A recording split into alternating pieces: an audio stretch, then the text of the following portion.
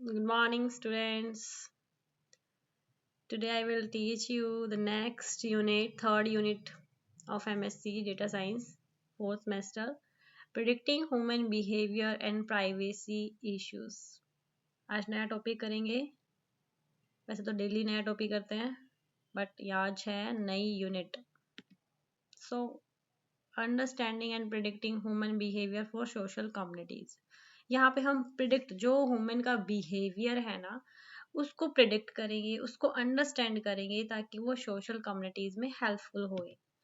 देखो, understanding and predicting human behavior within social communities involves studying how individuals interact, communicate and behave within group or networks।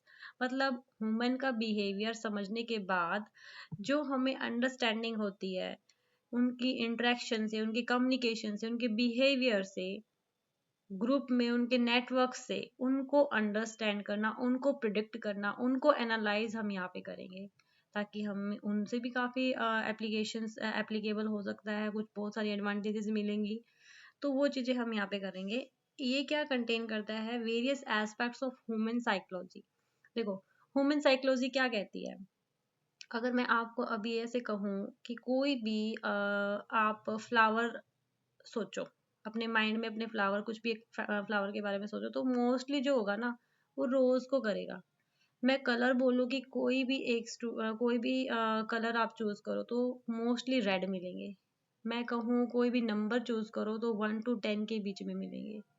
तो क्या ये psychology है humans की कि जो पर्टिकुलर हर जो बंदे होते हैं ग्रुप में वो कॉमन चीजें निकल के आती है, उसकी तरह अगर काम करना है तो वो तो अगर सिस्टम कर ही लेता है, बट ये है कि हर किसी का अलग अलग बिहेव होता है, उसको भी समझना है हमें यहाँ पे। कॉमन तो चलो हर किसी पे एप्लीकेबल हो जाता है, बट यहाँ पे हम रियल वाले पे काम करना चाहते हैं। तो रियल पे वर्क करने के लिए हमें ह्यूमन का बिहेवियर, एग्जैक्ट बिहेवियर समझना होगा। तो साइकोलॉजी में अलग है, सोशोलॉजी में भी एंड एंथ्रोपोलॉजी में भी। एंथ्रोपोलॉजी का मतलब होता है ह्यूमन की study to understand the dynamics of social interactions and make informed predictions about future behavior। ताकि फ्यूचर का बिहेवियर प्रिडिक्ट किया जा सके, क्या हो सकता है, क्या कर सकते हैं, तो वो एनालाइज करेंगे हम यहाँ पे इस टॉपिक में। So with rapid advance in technology, आप देख रहे हो आप कितनी टेक्नोलॉजीज को यूज कर रहे हो, एप्स को यूज कर रहे हो, वेबसाइट्स को यूज कर रहे हो, एंड्रॉयड फोन है आपके, लैपटॉप्स को यूज कर रहे हो, कितनी एआई से रिलेटेड टेक्नोलॉजीज को यूज कर रहे हो। तो उस टेक्नोलॉजी से आप कितनी सर्विसेज, कितने बेनिफिट्स आप पा रहे हो, आप खुद सोच के देखो। अगर ऑटोमेटिक मशीन को भी अगर आप देखो तो टेक्नोलॉजी ही यूज हो रखी है और अपने आप से मशीन कपड़ों को वॉश करके दे देती है। तो क्या है, हमें तो फायदा हो रहा है ना। तो ह्यूमन का बिहेव भी यहाँ पे चेक किया जा रहा है ना। तो by the devices and services हम क्या करते हैं, बहुत एडवांटेजेस लेते हैं in surrounding environment to remain connected and continuously enjoy the activity they are engage in, be it sports, entertainment और वर्क, किसी भी तरह का हो सकता है। देखो, एग्जाम्पल के तौर पे मैं एक बताती हूँ। जैसे स्मार्ट वॉच होती है तो आपकी हेल्थ रिलेटेड हार्ट बीट्स बताता है ना। और वो काफ़ी ऐसी हमारे पास ऐप है जिससे हम अपना ह्यूमन बिहेवियर चेक आउट कर सकते हैं। देखो, अब स्मार्ट चीज़ों को यूज़ कर रहे हैं हम। एसी है, हमने एसी लगवा लिया और हम चले गए बाहर और एसी हमने ऑफ करना भूल गए। तो क्या करेंगे, हम अपने फ़ोन से उसको, स्मार्टफोन से हम उसको क्या कर सकते हैं, कनेक्ट कर सकते हैं और अपने एसी को वहाँ बैठे हुए, जहाँ पे हम हैं भी नहीं, घर पे नहीं है और बाहर कहीं पे हैं, तो भी हम अपने क्या है एसी को ऑफ कर सकते हैं। तो ये सर्विसेज टेक्नोलॉजी जो हम यूज़ कर रहे हैं ना, है ना। तो नेक्स्ट है ubiquitous कंप्यूटिंग इन्वायरमेंट, मतलब जो सब जगह एप्लीकेबल होती है। allows everyone permanent access to the internet anytime, anywhere, anyhow, किसी भी टाइम, किसी भी जगह, किसी कैसे भी हो हम इसको यूज करते हैं ना इंटरनेट को। Online social networks engage users in A way never seen before in the online world. हम अगर यूं कहें कि ऑनलाइन अगर कुछ ना हो तो हम इमेजिन भी नहीं कर सकते कि हमारा कैसा हो सकता है, क्योंकि अब हमें इतनी हैबिट हो चुकी है ऑनलाइन रहने की या ऑनलाइन वर्क करने की। तो ये भी ह्यूमन बिहेवियर ही है। ह्यूमन बिहेवियर, आप मैं ये कहना चाहती हूँ, टेक्नोलॉजीज को यूज़ करने से भी हमारा ह्यूमन का बिहेवियर प्रिडिक्ट हो रहा है कि ये इस सर्विसेज से सेटिस्फाई है या नहीं है। तो ऐसी चीज़ों को मतलब यहाँ पे हम कंसिडर कर रहे हैं। देखो, हमने कम्युनिटीज़ भी पढ़ ली, सिमेंटिक वेब भी पढ़ लिया, बट हमें यहाँ पे एग्जैक्ट ह्यूमन बिहेवियर को समझना है। वैसे इंटर रिलेटेड ही रहेंगी सारी things. Human interaction is a powerful concept, बहुत पावरफुल कंसेप्ट है when applied to a community of users where services can be made more personalised and useful. यही वही बात बार बार है कि ह्यूमन इंटरेक्शन जो है बहुत पावरफुल है। अगर उसको हम एनालाइज अच्छे से कर लेते हैं तो वो एज ए रिकमेंडेशन या पर्सनलाइज जो कह रहे हैं ना, उस पर बहुत यूजफुल होगा, हेल्पफुल होगा। नेक्स्ट स्लाइड है कि understanding and predicting human behaviour with in social communities is a complex and multi fascinated task. बहुत कॉम्प्लेक्स टास्क है ह्यूमन बिहेवियर को समझना, क्योंकि एक पल में सैड है, एक पल में वो हैप्पी भी है, सरप्राइज है। मतलब ऐसे ह्यूमन का बिहेवियर प्रिडिक्ट करना बहुत टफ होता है, क्योंकि ऐसे अगर हम आज यहाँ पे सैड बैठी हूँ मैं, मान लो अगर टीचर कोई आता है, कोई बाहर से भी अगर आते हैं कोई, तो हम अपना बिहेव कैसे शो करते हैं, शो ऑफ करना पड़ता है, हम सैड नहीं है, हैप्पी है।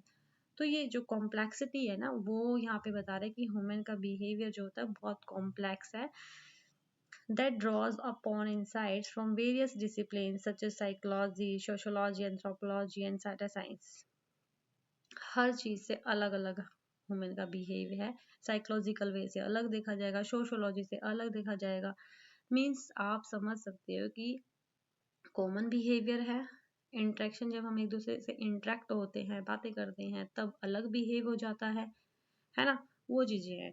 क्वालिटी ऑफ एक्सपीरियंस क्या बताएगा यहाँ पे, is a consequence of users internal state.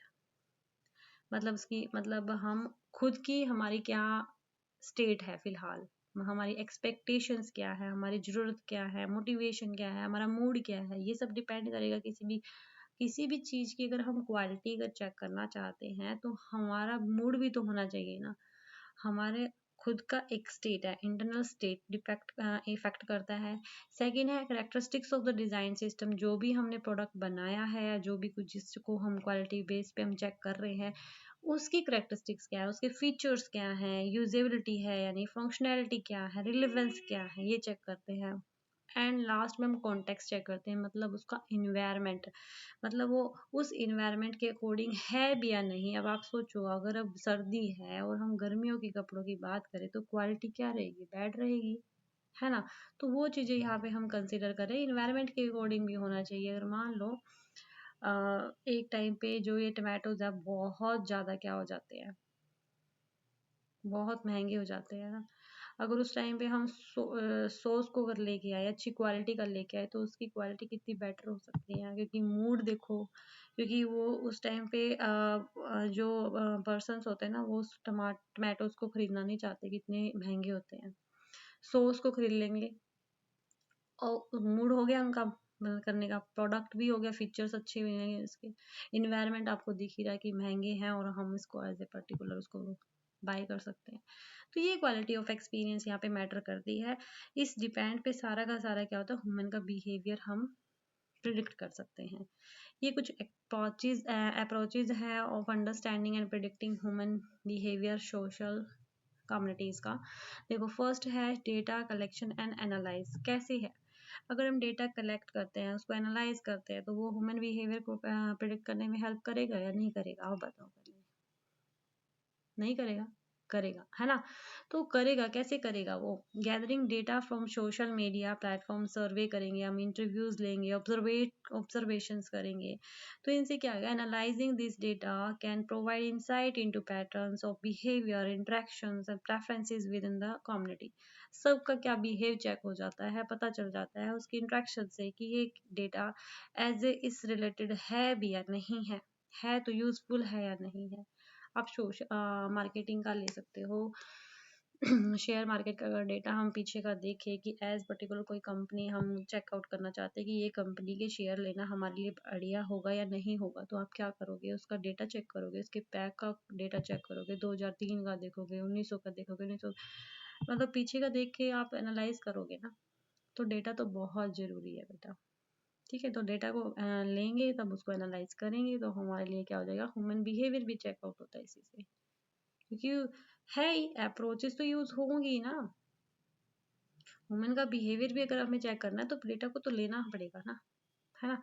Next point है साइकोलॉजिकल एंड सोशोलॉजिकल थ्योरीज। इसमें क्या करेंगे, applying theories such as social identity theory, social exchange theory, symbolic interactionism can help in understanding why individuals behave the same they do within social communities. Psychological में आप ना मैं यही कहूँगी कि कॉमन जो चीज़ें होती है ना उसको कंसिडर किया जाता है। जैसे कि हमने अगर किसी ने अगर साइकोलॉजी पढ़ी है, पावलाव का नियम था, थॉर्नडाइक के नियम थे, पियाजे के नियम थे, तो उन नियम के अकॉर्डिंग अगर बात की जाए तो ये साइकोलॉजिकल इफेक्ट करते हैं, हर किसी पे अप्लाई हो जाते हैं। ऐसे नहीं है कि अप्लाई नहीं होते, हर किसी पे अप्लाई होते हैं, तभी उन्होंने ये ऐसे नियम बनाए हैं साइकोलॉजिकल में। बहुत इम्पोर्टेंट ये नियम्स थे, इनको पढ़ोगे तो आप समझ भी पाओगे, अच्छे से रिलेट भी हो जाओगे। अगर एच टेट सी टेट की किसी ने तैयारी की है तो इन साइकोलॉजिकल के कुछ फॉर्मूलेज होते हैं या थ्योरीज होती हैं, उन थ्योरीज के बेस पे हम इसको अच्छे से कनेक्ट कर सकते हैं। थर्ड पॉइंट है machine learning and data mining. Utilizing machine learning algorithms and data mining techniques can help in identifying patterns. Machine learning और डीप लर्निंग की टेक्निक्स के थ्रू हम क्या करते हैं, एनालाइज कर सकते हैं, आइडेंटिफाई कर सकते हैं पैटर्न्स को, क्योंकि उसमें भी हम डेटा को तो लेंगे ही। डेटा को कलेक्ट करने के बाद ही हम उसमें पूरे डेटा को देखते हैं, चेक करते हैं, फ्यूचर प्रिडिक्शन करते हैं। दिस में include sentiment analysis, network analysis, clustering techniques, ये सब क्या होता है इसमें हेल्प करेगा। नेटवर्क एनालिसिस में भी हेल्प करेंगे। ये कैसे करेंगे, देखो, understanding the structure of social networks with in communities can reveal influential individuals, information flow, community dynamics. देखो जो भी हमने सोशल नेटवर्क पढ़ा है ना, वो पूरा का पूरा आप यहाँ पे कंक्लूजन वे में बोल सकते हो, क्योंकि सोशल नेटवर्क से तो ह्यूमन का बिहेवियर सबसे बेस्ट तरीके से फाइंड आउट होता है कि वो कैसे फ्रेंड्स बना रहा है, कैसी बातें कर रहा है, कैसे इंटरेक्शंस कर रहा है, कैसे वो कम्युनिटीज को ज्वाइन कर रहा है। तो आप तो कंप्लीट इसमें नेटवर्क्स को यूज कर सकते हो ह्यूमन का बिहेवियर समझने के लिए। नेक्स्ट है नेचुरल लैंग्वेज प्रोसेसिंग। एनएलपी कैसे करती है, analysing textual data such as social media post को, कमेंट्स को अगर हम पढ़ के हम एनालाइज कर रहे हैं, टेक्निक्स लगा रहे हैं। एनएलपी की बहुत सारी टेक्निक्स होती हैं, टोकनाइजेशन और स्टैमिंग, लेमेटाइजेशन, इन सबको यूज़ करके हम क्या करेंगे, एनालाइज करेंगे टेक्सचुअल, मेनली टेक्सचुअल डेटा को। वो हेल्प क्या करेगा, अंडरस्टैंडिंग सेंटिमेंट्स, कि वो पॉजिटिव वर्ड में है या नेगेटिव सेंस में है या फिर न्यूट्रल वे में बोल रहा है, तो वो सारी चीज़ें फाइंड आउट करते हैं। टॉपिक्स ऑफ डिस्कशंस, किस तरह का टॉपिक है वो, एमर्जिंग ट्रेंड्स उसके हैं या नहीं विद इन द कम्युनिटी। तो ये सब चीज़ें एनएलपी भी अप्रोच एक बेस्ट है जो ह्यूमन बिहेवियर का प्रिडिक्शन करने में हेल्प करेगा। और नेक्स्ट है अब user data management, inference and distribution. इसमें क्या होता है, user data management, inference and distribution are critical component. सबसे क्रिटिकल कंपोनेंट है हमारा in the process of understanding. अगर हम प्रिडिक्ट करना चाहते हैं ह्यूमन का बिहेवियर तो ये सबसे टफ पार्ट होगा।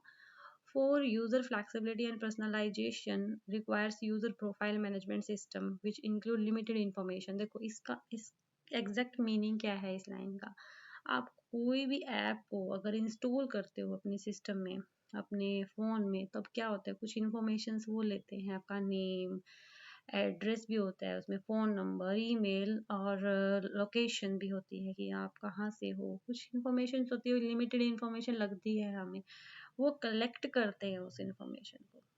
यूजर प्रोफाइल के थ्रू बोलते हैं इसको, user profile management system which include limited information about user preferences and context.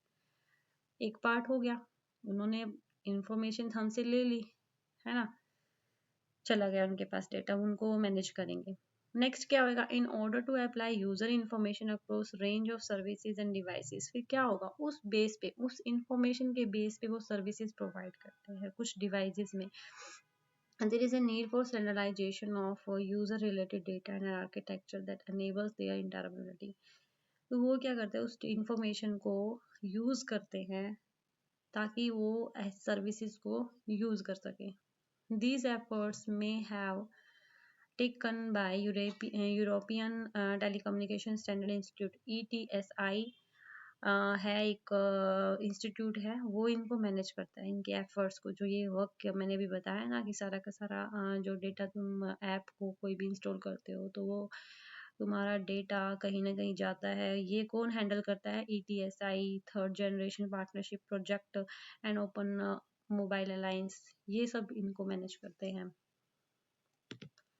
Next है कॉमन प्रोफाइल स्टोरेज. इसमें क्या है? कॉमन प्रोफाइल स्टोरेज क्या है?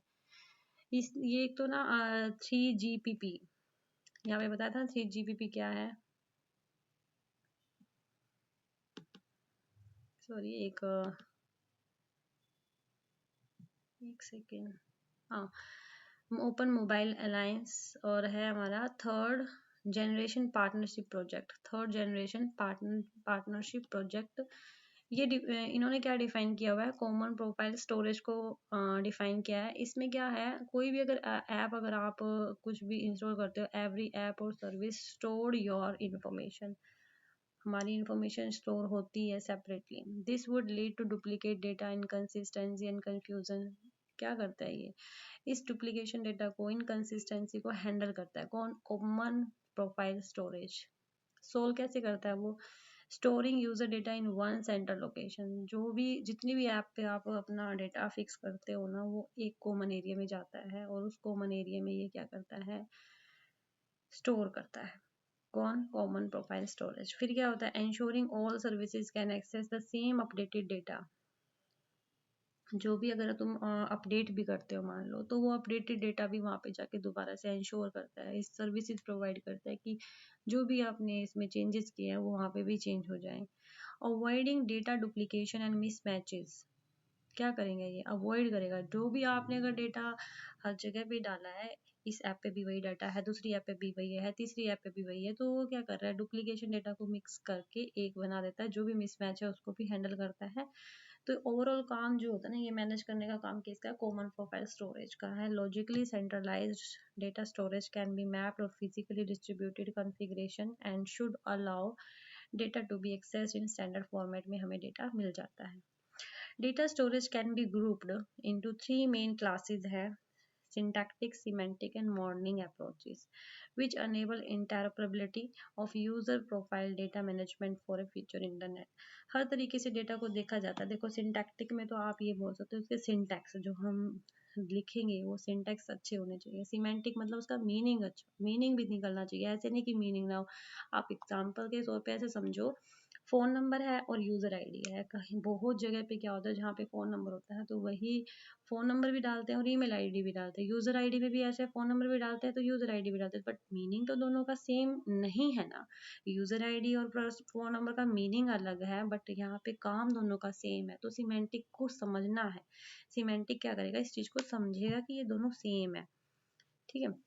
मॉडलिंग अप्रोच में कोई भी हम उसमें एल्गोरिदम्स यूज कर रहे हैं तो वो चीजें भी यहाँ पे ये क्या करता है? यूज करता है ताकि वो इंटेरोपरेबिलिटी ऑफ यूजर प्रोफाइल के साथ वर्क कर सके. नेक्स्ट स्लाइड में है to improve the degree of services personalisation it is important to generate new information from the existing one. क्या करेगा ये? इम्प्रूव करेगा डिग्री ऑफ सर्विसेज. जो भी डिग्री हमें सर्विसेज मिली है उसको पर्सनलाइजेशन मतलब रिकमेंड करके हमें क्या करेगा? पुराने से नए में इंफॉर्मेशन जनरेट करके हमें सर्विसेज प्रोवाइड करेंगे. Social networks, user modelling, reality mining techniques can be empowered to study patterns and predict future behaviours. इन सारे कंसेप्ट को ये यूज करेगा. यूजर मॉडलिंग में एल्गोरिथम्स आ जाती हैं. रियलिटी माइनिंग में मतलब रियल बेस पे जो हम माइनिंग करेंगे उसको कंसिडर कर रहे हैं. मतलब रियलिटी माइनिंग का मतलब ये सोच सकते हो कि रियल टाइम पे ऑन द स्पॉट एग्जैक्ट उस पैटर्न को समझना. The basic motivation is the demand to exploit knowledge from various amounts of data collected pertaining to a social behavior of users in online environment. Main तो यही motive है इसका कि जो भी डेटा कलेक्ट करा उसको प्रिजर्व करे, प्रिटेन करे, फिर सोशल बिहेवियर को चेक करे. To handle complex situations, the concept of decomposition is applied to situation into hierarchy of subsituations. Complex situations को भी हैंडल करना हियरार्किकल वे से करे या फिर डिकम्पोजिशन करके करे, ऐसे these सब situations can be handled autonomously with respect to sensing and reasoning. Handling of complex situation can be simplified by decomposition.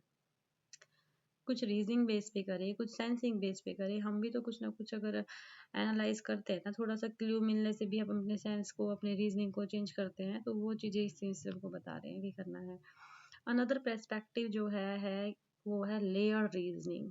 ये आपका ऑन्टोलॉजी जो हमने पढ़ी थी, आरडीएफ जो पढ़ा था, उससे थोड़ा सा कनेक्ट कर सकते हो ताकि अच्छे से क्लियर हो सके. स्टेज 1 में क्या होता है? Feature extraction and grouping. सबसे पहले फीचर एक्सट्रैक्शन एंड ग्रुपिंग है. इसमें क्या आता है? फीचर्स के बेस पे एक्सट्रैक्ट करना, उसको ग्रुप करना, सिमिलर वे से उसको ग्रुप कर देना, वो इसके अंदर आएगा. म्यूजिक ऐप सोच के देखो, आप कैटेगराइज सॉन्ग बेस्ड ऑन, हम सॉन्ग्स को अगर कैटेगराइज करना चाहते हैं तो किस बेस पे करते हैं? कुछ आर्टिस्ट के बेस पे करते हैं, जिसने गा रखे हम उसी के गाने को ज़्यादा सुनना पसंद करते हैं, तो उस बेस पे हम क्लस्टर बना लेते हैं. और कोई अगर जेनरे है, मान लो हमें सैड सॉन्ग सुनने या हैप्पी सॉन्ग सुनने, रोमांटिक सॉन्ग सुनने, तो उस बेस पे हम ग्रुपिंग कर लेते हैं. तो फीचर एक्सट्रैक्शंस मतलब जो उसके फीचर्स हैं उस बेस पे हम ग्रुपिंग करना. नेक्स्ट एग्जांपल ये भी है, एक फिटनेस ट्रैकर है, अगर वो ग्रुप बनाता है तो वॉकिंग का अलग ग्रुप बनाएगा, रनिंग का अलग बनाएगा, साइकिलिंग का अलग बनाएगा. तो ये मैटर करता है. सेकंड स्टेज क्या है? थोड़ी सी ये लो लेवल की है, तो नेक्स्ट जो स्टेज होगी वो थोड़ी सी हाई लेवल मतलब मिडिल लेवल की हो जाएगी. इसमें क्या है? State and activity recognition.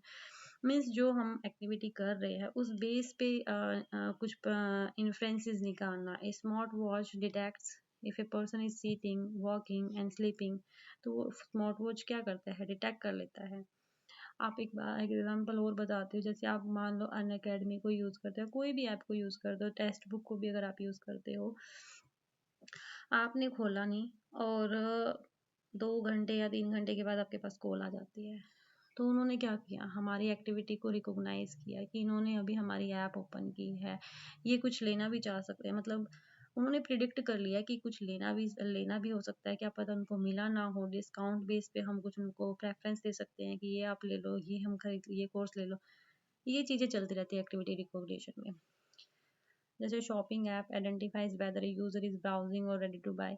कोई भी शॉपिंग ऐप में अगर हम चले जाते हैं तो वो हमारे पास मैसेज आता है कि आप ये इस बेस पे डिस्काउंट है. ऐसे मैसेज करने का उनका तरीका होता है, बने बनाए हैं, अपना डायरेक्ट भेजना होता है उनको. तो थर्ड स्टेज है prediction and influence of new knowledge. Last stage आएगी जिसमें हम इन्फ्लुएंस और प्रिडिक्शंस करेंगे. इन्फ्लुएंस और प्रिडिक्शंस में आप आरडीएफ ओंटोलॉजी मतलब थोड़ा सा रीजनिंग बेस पे, रिलेशनशिप बेस पे, लिंकिंग बेस पे हम करते हैं. गूगल मैप देखो, जैसे Google map predicts your next destination based on daily travel patterns.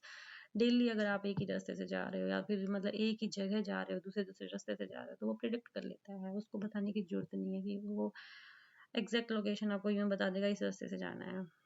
Netflix में क्या होगा? Suggest movies based on your watch history and preferences. जो भी हम देख रहे हो उस बेस पे, वॉच हिस्ट्री के बेस पे हमें बता रहेगा कि ये वाली मूवी आप देखना पसंद करोगे. इतने कॉन्फिडेंस के साथ बताते हैं.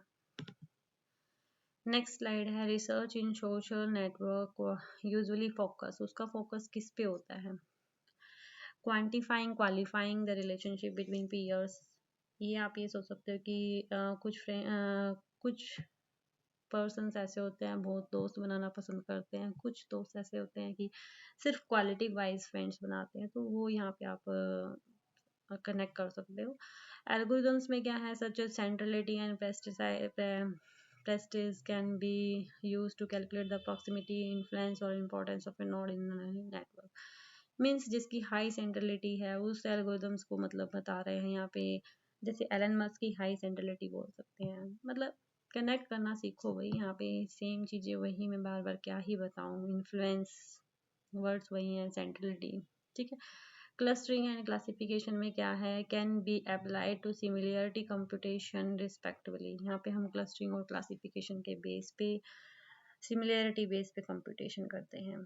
तो रिसर्च में क्या है, सोशल नेटवर्क यूजुअली फोकस इन्हीं पे करता है, एल्गोरिथम बेस पे, क्लस्टरिंग बेस पे और क्वांटिफाई क्वालिफाइंग बेस पे। Combining all of pre enunciated concepts with ontologies and semantic technologies. A generic framework for managing user-related data is proposed will pave the way to understand the predicting future human behavior within social communities. मतलब overall यही कह रहा है कि सब चीज़ों को combine करके वहाँ से रीजनिंग बेस पे, सिमेंटिक बेस पे, फ्रेमवर्क को हैंडल करके प्रिडिक्ट करना, फ्यूचर बिहेवियर को एनालाइज करना, क्या हो सकता है, अंडरस्टैंड करना, ये चीज़ें यहाँ पे बता रहे हैं। बस मतलब सिमेंटिक टेक्नोलॉजी, ऑन्टोलॉजी का कंसेप्ट भी आपको पता ही है, रिलेशनशिप्स को फाइंड आउट करना रीजनिंग बेस पे। ये कंप्लीट आज का टॉपिक था। नेक्स्ट क्लास में हम करेंगे enabling new human experience, reality mining and context awareness. आज के लिए इतना ही काफ़ी है। कोई भी डाउट हो तो कमेंट में पूछ सकते हो। Thank you.